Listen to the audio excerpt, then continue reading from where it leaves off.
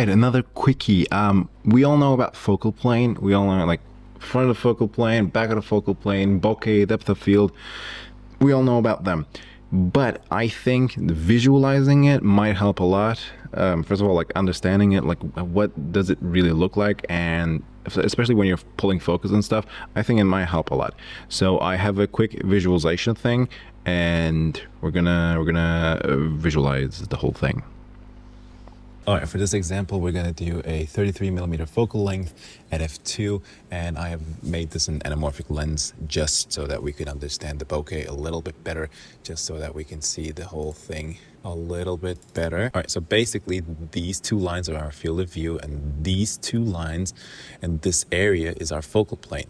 The front of the focal plane, which starts before this line, to our camera would be the front of the focal plane and would be out of focus, as you can see in the image.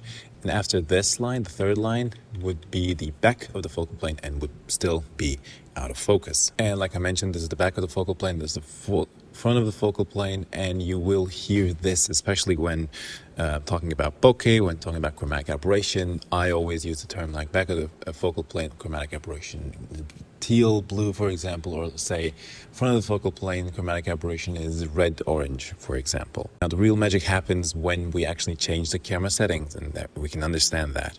If I were to focus to infinity, you can see how the focal plane gets actually bigger, and front of the focal plane moves and back of the focal plane also moves. And if I were to focus closer to close focus distance, which, you know, for most cameras, yeah, this could be different for any different lens, focal plane gets a lot narrower, and the out of focus areas on the back of the focal plane gets more pronounced because there is more distance to focal plane.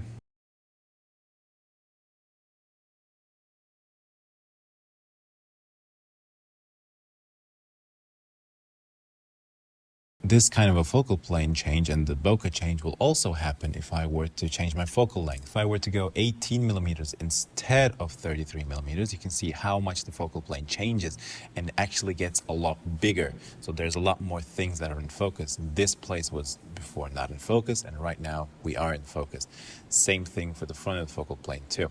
If I were to change this to, let's say, 58mm, you can see how much the focal plane also changes and how narrow it gets, which also would mean the bokeh gets more pronounced even because there's much more distance to the focal plane than it is before. And the same kind of effect with the focal plane and bokeh will also happen if we were to, let's say, stop down to 1.4 at 33mm. It will get a lot narrower, and the background bokeh will get a lot more pronounced. If we were to say, let's stop to f4, the background is still blurry, but the focal plane is a lot larger, and the background and foreground blur will be less pronounced than f2 because the focal plane is larger, because the distance to focal plane from that bokeh balls are a lot smaller. And if we were to drop this down to, let's say, f8, you can see how big the focal plane gets and how everything in this area is actually in focus right now.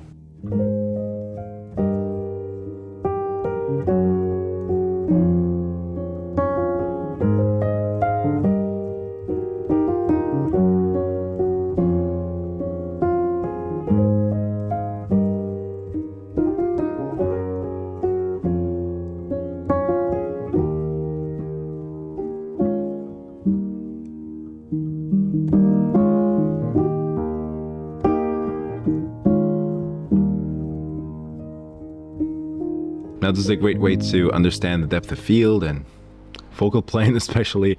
And like when you're pulling focus, the fact that I'm like able to visualize this like top down 2D view has helped me immensely to get better at that game. But I will still miss focus.